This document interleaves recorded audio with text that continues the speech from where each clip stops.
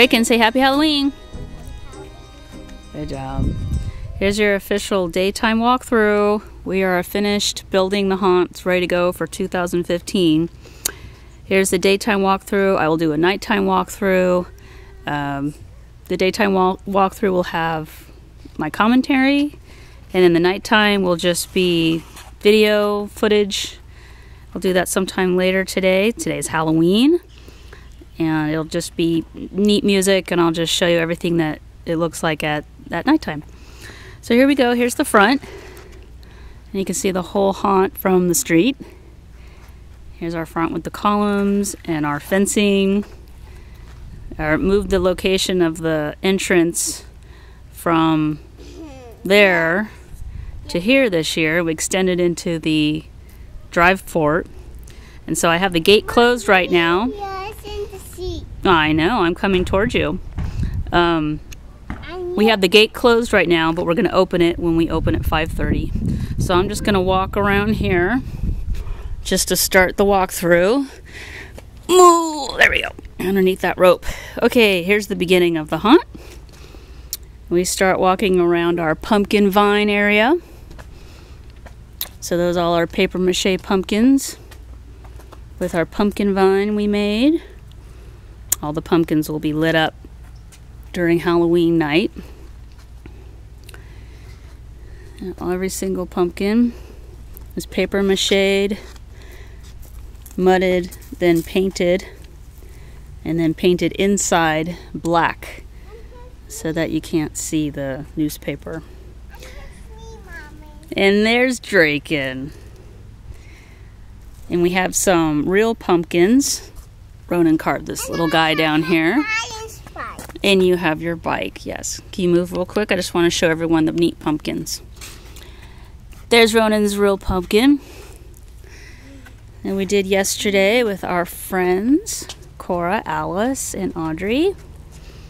And we have some of the faux pumpkins that we carved last year, intermixed with everything, and they'll all be lit up, ready to go. And so trick-or-treaters will see the enter sign that we have, which points them in the direction of the corn maze. So here's the beginning of the corn maze. And here we go. And here we go. We have our faux Mickey pumpkin and our other pumpkin. Ooh, it's bright. Let me see if I can turn over here. There we go. Here is the corn maze. We added 10 additional. And there's the skeleton. Okay, keep going, Draken. We added 10 additional corn stalks this year that we made. So we have a total of 21 corn stalks. Some have corn, some don't. And then let's see if I can get a shot. Here we go. We redid the tops because the other tops fell apart from last year. These are wire with tin foil and then taped together and then painted with that yellowy color. And then they're simply stuck in the top, and they work very well. Much more durable than the last kind we did, which was with cardboard. Unfortunately, the cardboard got too damp and then it just fell apart. It worked for last year, but this year we've improved that process. So we have two little entrances here. We can go to the left, like where Draken's going, or you can go to the right. And we're gonna walk down in here and see Halloween Town Jack as the Pumpkin King, Scarecrow.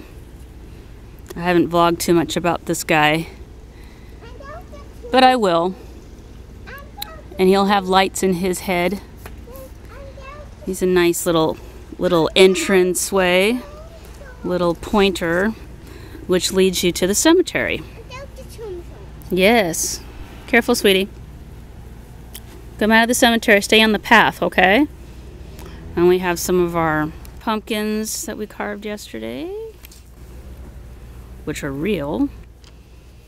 And then we have faux pumpkins. And we have Beryl hiding in the corner there. His arm keeps falling off. I'm going to have to fix that. But there he is. Lock and Shock will come probably next year. We just ran out of time. And there's our crowning achievement for this year for characters. One of them, I should say. There's Sally. And next to Jack. Jack's in a different pose this year. Last year he was kind of crouched down for little kids to go up to him. This year he's kind of standing with Sally and welcoming the trick-or-treaters to stand by him and take pictures. He's kind of got 1 foot forward, 1 foot back. They're nicely framed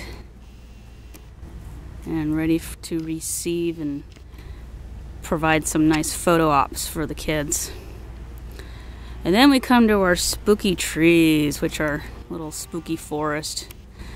And these guys have crows situated in their branches and lights inside, which look very bright at nighttime. Here's the middle one. He's got an owl.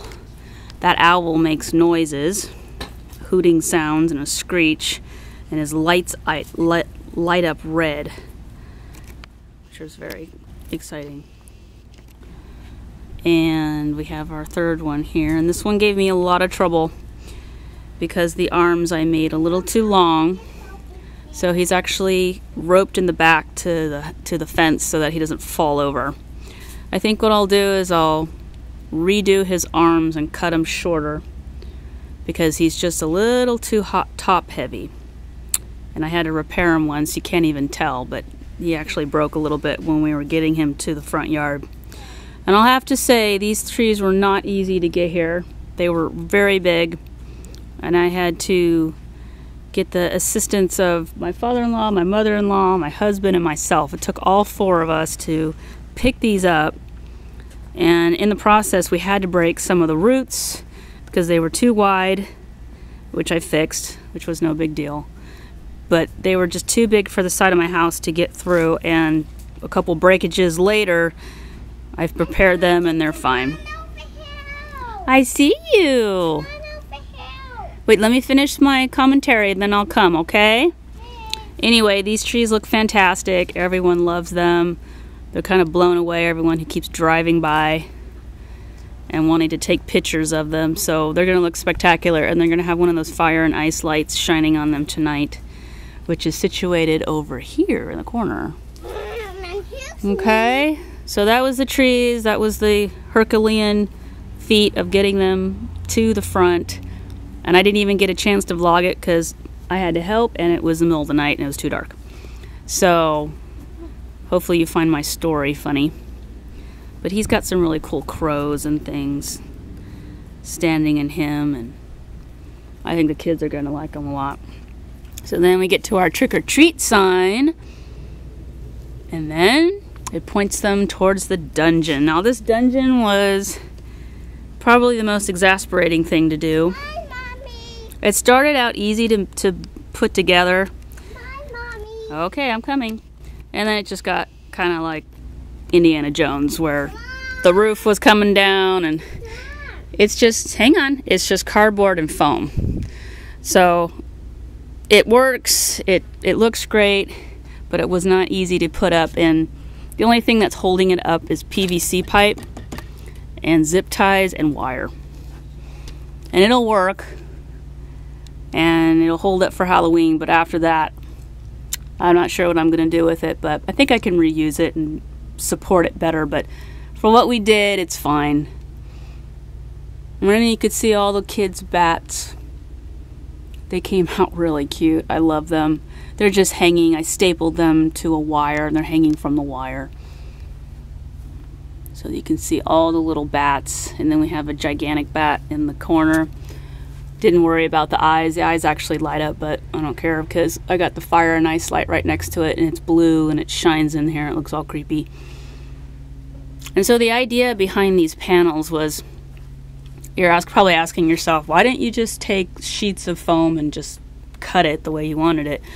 Well, what I was going for is I wanted a wall that had different sized stones. If you watch my video for the dungeon making, you see that wall that Runner and I were looking at, and we wanted the stones to have a really different relief all over and have some variation.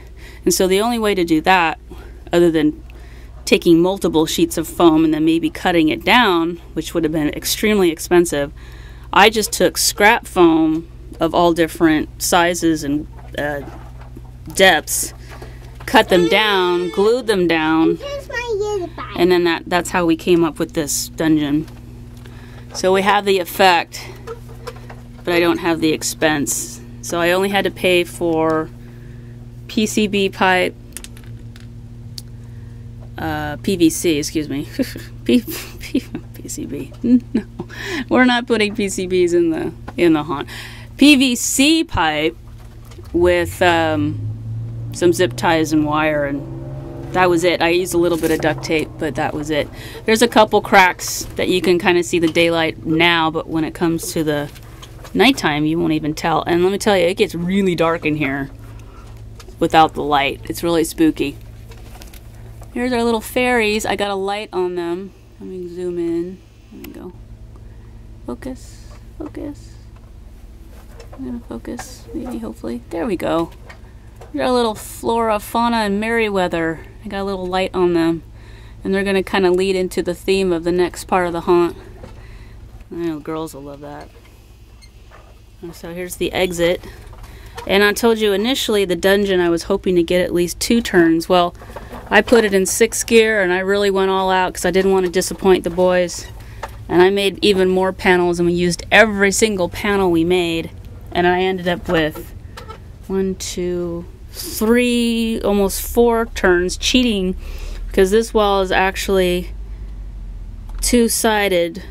So I got another turn out of it. And so you got a lot more length to walk through. Oh yeah, there's our skeleton down there. I forgot to say something about him. There he goes.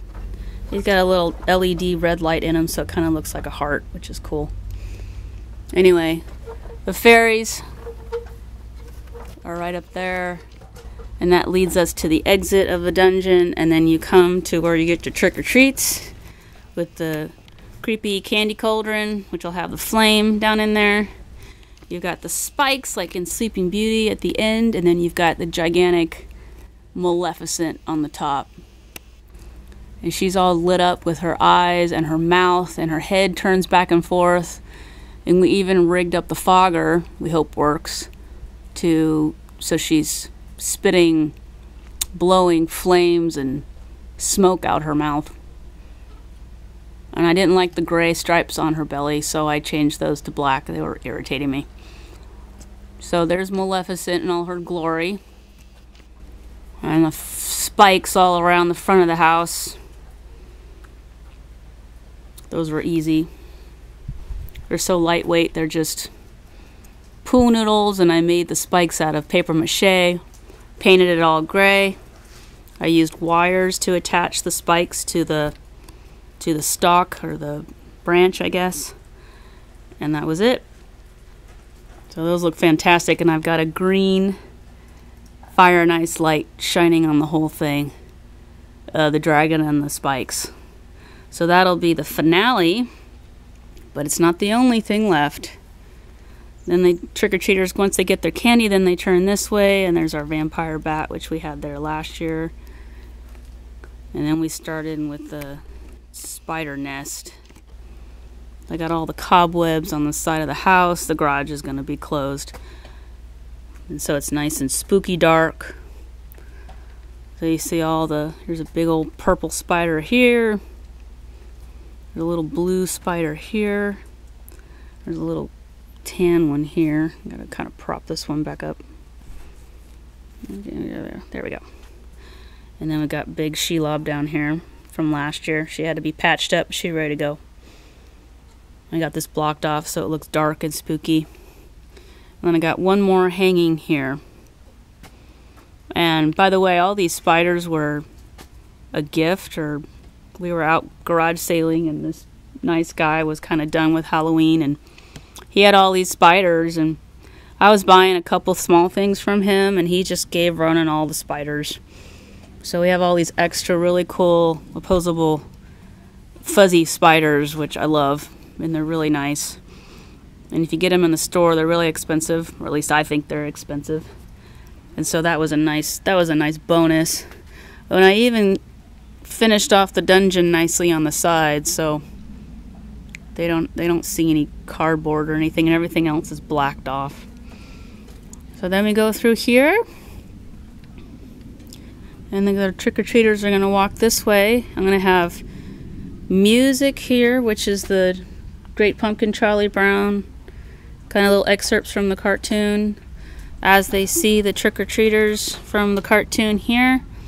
There's Lucy in her witch hat and Charlie Brown and all of them standing around, and I have the music with the soundtrack that's when the kids are talking when they're trick-or-treating, and Charlie Brown's saying that he only gets a rock. So that's going to be a little funny.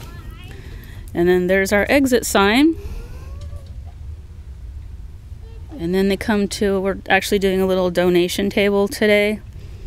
I have my secretary spends a lot of fundraising time for the local pet shelter, so I thought I'd help her out. And if there's anybody who's willing to put some money in there, I will be donating all of it to the pet shelter to pay for food for the cats and dogs and rabbits and guinea pigs and all those unfortunate animals.